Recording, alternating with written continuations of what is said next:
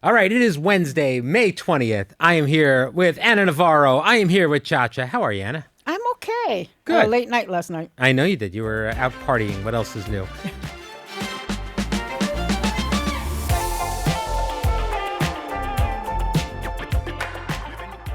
All right, let's dive into the topics of the day because I want to get your opinion on this. Last night, there was a big primary, and President Trump basically strongly in one of the most expensive primaries ever helped oust $30 million. Republican Congressman Thomas Massie.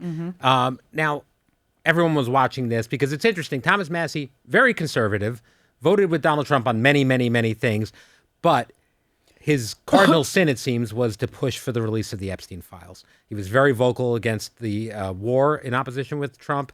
He was very vocal on a few very key things that President Trump did not like, and President Trump made it a mission to get him out.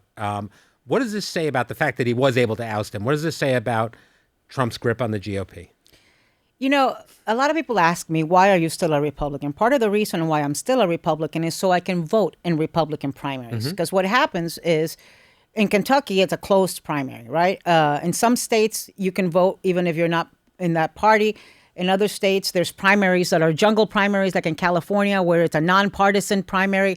Kentucky and most states, Florida, it's a closed primary. You can only vote for the party that you belong to.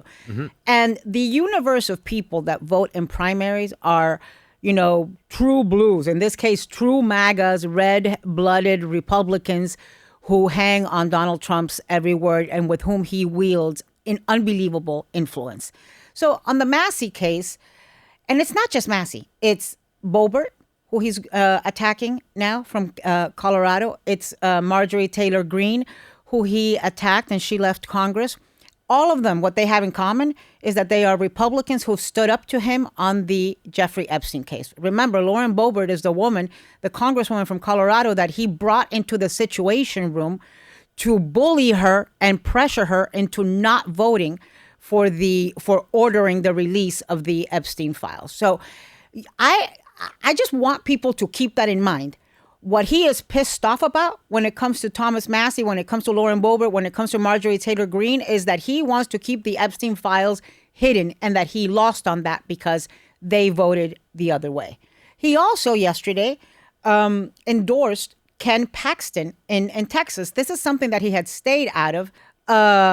But Texans know what's up. Listen, he got impeached by the Texas legislature, then acquitted. But the Texas legislature that impeached him was solidly Republican.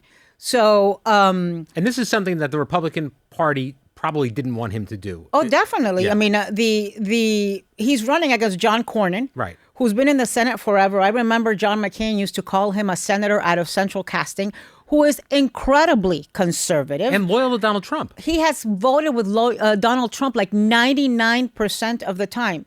He was critical of Donald Trump after the January 6th insurrection. The same way that Mitch McConnell was, the same way that a lot of folks were, and then changed their minds. Since then, both Cassidy, so look at all the scalps he's taken just in the last few days.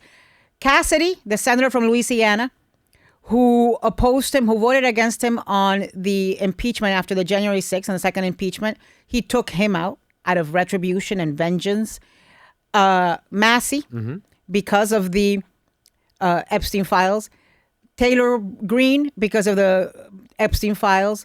Boebert, he's attacked. He hasn't brought her out. And now he's endorsed Paxton against John Cornyn. Right. Every Republican in the Senate wanted John Cornyn to be the nominee. He's got a much better chance to win the general if it's John Cornyn than if it's Ken Paxton, who's got all of these skeletons that are not even in the closet. They're out of the closet and dancing around. So what it tells you is, number one, that he's emboldened by the fact that he's been able to get some out. I think Cassidy emboldened him to go after Massie as hard as he did. I think Massie losing, and he knew he was going to lose. So, he lost by a large percentage, is what emboldened him yesterday to endorse Ken Paxton. Look, basically, any Republican who has stood up to Trump, confronted Trump, has either lost in primaries, retired, or died, like John McCain. Chosen not to run, like Mitt Romney or Toomey in Pennsylvania, or lost.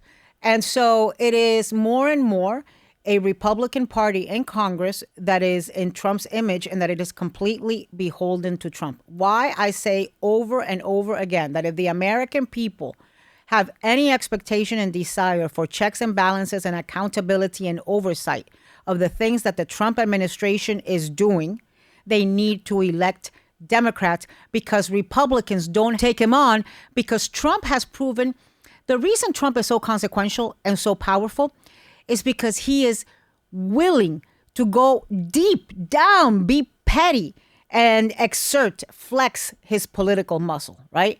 There's all sorts of precedents who could have made differences in primaries. I mean, George W. Bush, McCain used to take him on all the time. Barack Obama had to deal with some folks who were thorns on his side who were Democrats. But it would never occur to a president to go take out an incumbent just because they disagreed 1% of the time or 3% of the time or 5% of the time. That's what I can't get past. I mean, if we had Thomas Massie or Cassidy on The View, he would disagree with most of the people at the table on most of the issues, I would say. These are solidly conservative people, and it's just any slight is enough. And for it's him to take him out. completely opposite to what Ronald Reagan used to say, right? Ronald Reagan's 11th commandment, thou shalt not speak ill of another Republican. But also, look, in the case of Cassidy, who is a doctor from Louisiana, it's a huge loss for Louisiana because he's got seniority. He's chair of a Senate committee. So the things he can do are much greater than somebody that's going to be coming in new. But in the case of Cassidy, who is a doctor, I think he's a gastroenterologist, he voted in favor of RFK for Health and Human Services Secretary, knowing that RFK was not fit for the job, knowing that RFK is some anti-vaxxer conspiracy nut. And he did so to try to ingratiate himself with Donald Trump so that Donald Trump wouldn't come after him. And that didn't work. In the case of John Cornyn, he completely changed his tune on the filibuster, on how he feels about the filibuster, and has been doing nothing but going up and speaking, sucking up to Trump every time there's a microphone in front of him. John Cornyn has been sucking up to Trump, and Trump did not forgive the criticism after January 6th. So if anything, I hope these folks understand that sucking up to him doesn't work. I mean, unless you do it 100% consistently, sucking up to him after you have disagreed 1% of the time doesn't work. But I have seen Trump get involved in state legislature races. Well, he did in Indiana, but I've seen him endorse an attack in Florida. I have seen him get involved in city commission races, county commission races in Florida, where he's endorsed somebody or not endorsed somebody. And in a Republican primary, it makes a difference. It puts the Republicans in a much tougher position in the general, but I think he cares more about the feather in his cap. I think he cares more about the trophy hanging from his wall than he does about thinking about the general. If Paxton loses to Tallarico, it's all going to be Trump's fault. And that would be a tremendous, tremendous, impactful Senate seat to lose in Texas. I mean... Yeah, but people forget that these Senate seats and these congressional seats in these states weren't always... When I was growing up in Florida, every elected official, every statewide elected official was a Democrat. Mm-hmm. Today, every statewide elected official in Florida is a Republican. It shifted. Yeah. When we were younger, the governor of Texas was Ann Richardson, a Democrat firebrand woman. It was represented by people like Lloyd Bentsen, who was, who ran for vice president in the Democratic ticket. So I think a lot of times we take for granted, Florida's red, Texas is red, California is blue. And people don't do the work to make the shifts and change.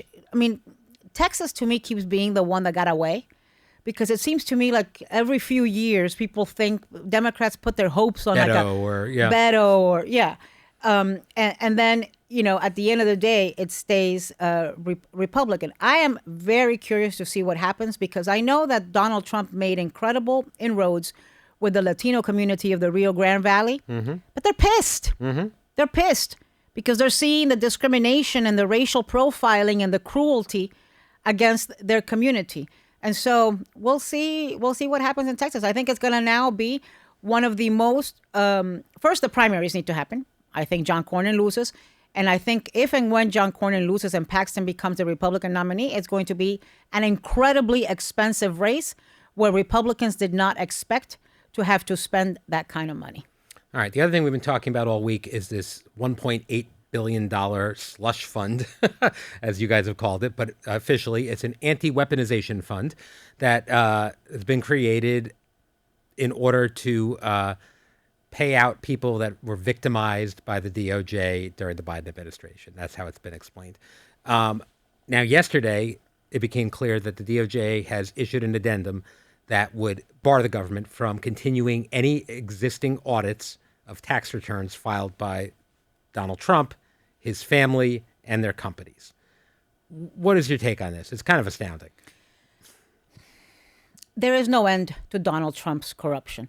And every day he just pushes the envelope further, whether it's enriching himself through a crypto scheme, whether it's his family monetizing on the presidency, whether it's him and his wife selling a documentary to Amazon for a reported, $30-40 million. There is no end to the corruption and the grift by this family. And the cynicism of this, of naming this fund first, which was 1.776, so as to be a reference to the year of, America's founding, let's celebrate the 250th anniversary of America by creating a slush fund to help to pay out Donald Trump supporters who raided and attacked the Capitol on January 6th, amongst others. And this addendum, think about this, my God. So where does this originate? This originates because during Trump's first term, it was Trump who was president, not Biden, there was a leak of Donald Trump's tax returns. And so he sued the IRS for $10 billion. And now this settlement is that he withdrew the lawsuit, but instead they had to create this fund. I mean, it's like dictator wannabe type of stuff. It's the kind of thing that you see in third world dictatorships. And it is, again, why we desperately need oversight. It's also unconstitutional. It's only Congress that has the power of the purse. The President of the United States, the DOJ, the executive, do not have the power to appropriate $1.8 billion of taxpayer for whatever money. The hell they want of taxpayer money. What I'm astounded at is this is a guy whose approval ratings are down in the basement, swimming with the fishes, like Harry Anton, the pollster on CNN says. And at a time when we are, 6 months away from a primary election, when people are incredibly pissed off at this war, when there is such little consumer confidence, when people can't pay for health care, they can't pay for groceries, they can't pay for gas, they have to cancel vacations with their kids, they have to, when people are having such a hard time making ends meet, when farmers are going bankrupt all over this country, he just doesn't care. It's like, let me do this one more thing to show you how little I care about you and how much I care about me. It's like he does not care, which is why he's working so hard to rig the elections by changing the congressional maps and giving Republicans more votes. I think there's going to be a backlash. I think that even with the change in the congressional maps, people are going to be so pissed off and so desperate for checks and balances that they're going to come out of every nook and cranny to vote against Republicans. We had an interesting conversation yesterday about Mark Cuban. You're a friend of Mark Cuban's. I like him very much. He was with the president yesterday at the White House to discuss their partnership to expand drug coverage with Trump RX. The panel was very split on this because Joy said, if you lie down with dogs, you're going to wake up with fleas. Other people wanted to give credit for lowering prescription drug prices, which is an important thing. But there was definitely a back and forth about whether Trump could be trusted in this moment. What do you make of all this? Well, part of the reason that they have to work on lowering drug prices is because they have decapitated Obamacare. And so many Americans can now not afford health care. If we could afford health insurance, we could pay for the drugs. But there are millions and millions of Americans who've had to drop health insurance because they can't pay for these skyrocketing premiums, and because they're now getting no help from the government, no subsidies. They got rid of they have massacred Obamacare. As far as Mark Cuban, look, I don't think Mark Cuban is lying down with dogs. I think he's doing this one thing. I don't think you're going to see Mark Cuban turn into Jeff Bezos or Tim Cook or Bill Gates or the guy from NVIDIA or the guy from, no, I don't think, or Mark Zuckerberg. I don't think you're going to be seeing Mark Cuban at every state dinner and traveling with Trump on Air Force One and buying his documentaries and, doing the things that we have seen these other incredibly duplicitous sellout tech moguls do. I think this is an issue and a cause that has been important to Mark Cuban for decades. And I think what he is saying is this cause is so important to me that despite the fact I think Donald Trump is a despicable human being, I campaigned against him, I think he should not be president, I am going to go and do this one good thing with him. And do you begrudge him for that? I mean, do you think that, I guess that's the question, because there has been, you see corruption and things like that. I'll tell you where I will be pissed at Mark is if I see a 180 from Mark, like we have seen from Tim Cook, right? If Mark keeps doing things, if this isn't just a one-off for this one issue and this one cause that he has been working on for decades, if all of a sudden I am wrong, and I see Mark at a state dinner toasting with Trump, or I see Mark on Air Force One, then yeah, I'm going to call him out. I'm going to call him on the phone and I'm going to cuss him out. But if what it is this one issue, which is incredibly important to Americans, because so many Americans are having to cut pills in half in order to make ends meet, because so many people are going without food, having to spend less on food so that they can buy their medication, then, this is an important one. Could I do it? I don't know. I was asking myself that. Like, let's say Trump miraculously said, okay, I'm going to do immigration reform. That's and what I I'm was gonna going to say. do, Yeah. I'm going to give dreamers an amnesty and a path to citizenship. And Come on stage and announce it with me, Anna Navarro. Yeah. Right. I might vomit the entire way there, but I'm not sure that if I thought it was something of that nature.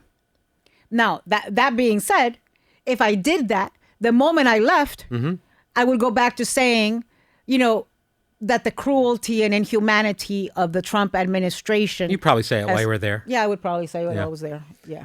All right. According to a newly unsealed court docket, the Justice Department has just charged former Cuban president Raúl Castro It was with unsealed? murder.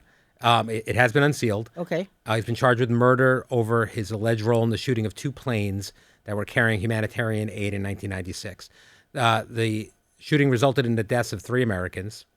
For those who may not know, explain who Raúl Castro is and why you think this is happening now. This has been a long time coming. Raúl Castro is no choir boy. Raúl Castro is an evil man who, together with his brother, Fidel Castro, have kept the country of Cuba under a bloodthirsty dictatorship for 67 years. Raúl Castro is the younger brother of Fidel Castro.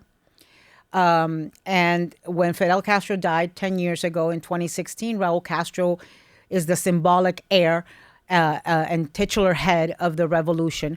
But he's also in charge of like all of the businesses run by the Cuban government, and they have a piece of every industry. They have the majority of they control every industry. But more than that, he was the Secretary of Defense. So he was in charge of all of the armed forces. In that role, in 1996. In 1996, let me put this in context, there was a rafter crisis. Fidel Castro said, open up the gates. Anybody who wants to leave Cuba can. And Cubans took to the Florida Strait on anything that could float. So there were Cubans dying, risking their lives. It was a very difficult situation. There was an organization formed in Miami by Cuban-American pilots named Brothers to the Rescue, Hermanos al Rescate. And they would go in little tiny Cessnas. These were two-person, four-person Cessnas, and patrol the Florida Strait. See, look and see, monitor where the rafts were, tell the Coast Guard. On a couple of times they went into Cuba and they released pamphlets over Havana saying, rise up, anti-communist pamphlets. These two Cessna planes from this organization were shot down under an order by Raúl Castro. There were recordings intercepted where the pilots were given the order to shoot and they were celebrating. Remember, it's when Madeleine Albright, because it was under Bill Clinton, went to the UN to denounce it. And because there was that recording of the pilots, the MiG pilots. So the Cubans shot down two little Cessna planes with MiG pilots and MiG planes, shot them the hell out of the sky. There was nothing left. 3 U.S. citizens, as you said, and 1 legal permanent resident. Raúl Castro, also during the Noriega, when the Panamanian strongman Noriega went under trial, he testified that Raúl Castro, as head of the military, that Cuba was getting paid millions to let drugs go through Cuba into the United States. Listen, the Castro brothers, the Castro regime, which is still in power in Cuba, has killed, detained, imprisoned, tortured tens of thousands of Cubans. I have friends who served over 20 years in Cuban jails. I have friends whose fathers were killed in a firing squad. Millions of Cubans have fled that island in search for freedom. Today, it's Cuban Independence Day. I think that's the reason it's happening today. Also, I think this is one more tool in the arsenal, in the toolkit, to apply pressure on Cuba. Donald Trump, after Venezuela, with what he's doing in Iran, desperately wants another feather on his cap. He wants the feather on his cap of being able to claim that he is the man who brought the Cuban regime to an end, the Castro regime to an end. It would also be a very happy day for a community that he owes. The Cuban American community has been incredibly supportive of him, more so than any other Latino community. Is part of the reason why he won Miami-Dade. So the question is, okay, now that he's been indicted, what now? Is there going to be a military operation to go extricate this decrepit 94-year-old out of Cuba? Well, it's definitely reminiscent of what happened with Venezuela, symbolic? right? I mean, you start to think this is the playbook. The situation in Cuba right now is unsustainable. I have many friends in Miami who have relatives in Cuba, people who've come more recently. My husband's generation, the previous generation, the people who came in the 60s, in the 70s, they pretty much cut with the island. Their entire families came. Right. But these newer arrivals have family there, and people have no food, no electricity, no fuel. We've had an embargo against Cuba for decades, since the 60s, but right now there's a naval blockade. And I guess the hope, I guess, or the tactic is trying to put so much pressure on them that they do what dictators usually do, which is pick up and leave and go live off the millions that they have stolen. That's what you thought was going to happen in Venezuela, and it didn't. That's what Trump thought was going to happen in Venezuela. That's what Trump thought after months of pressure on Venezuela was going to happen with Venezuela. It ended up not happening. I don't know that it happens in Cuba because this is a regime that's been there for 67 years. And I don't know that Raúl Castro at 94 is going to want to live out his days in wherever, Qatar or whatever the hell, Turkey, wherever the hell they give him, take him. Yeah. Exile. I do know that while the Cuban people are starving and living in these, infrahuman conditions, the Castro family and all of his cronies have enriched themselves, have millions and millions of dollars, and are not going through any necessity. So I don't know how this ends. I am happy about this indictment. This son of a bitch is a criminal who killed U.S. citizens, and he deserved to have been indicted, not today, but 30 years ago. As a result of that shootdown, is when Clinton, who was president and didn't want to sign the Helms-Burton bill, ended up signing it into law because it was just, it was so egregious. We basically, saw two small planes being shot out of the sky while flying over international waters, because there were investigations afterwards by international organizations Where it was. Yeah. and by the U.S. They were over international waters when they were shot down by Cuban MiGs. All right, quickly before we go, I heard you went to a book party last night. I saw yeah. photos. It was for José Andrés. Yes. Tell me about the party and tell me about José. Well, Jose and I are friends of many, many years. I'm about to do a book event for this book with him in Miami on June 4th. But yesterday, he had a book party at his place here in New York, Little Spain, which I love. Spanish food is my favorite thing. So I invited a few of the staffers, the younguns. Yeah, I missed my invite apparently, but it's fine. You wouldn't have gone anyways. No, but I like the invitation. I know, but you would. I know you wouldn't have gone. And also, you're not fun. That's true. Okay, but so I went with Megan, Anna Giacometti, and Sophia, who used to work here, who just married a Spanish man, right, Yes. in Spain. And they were so much fun.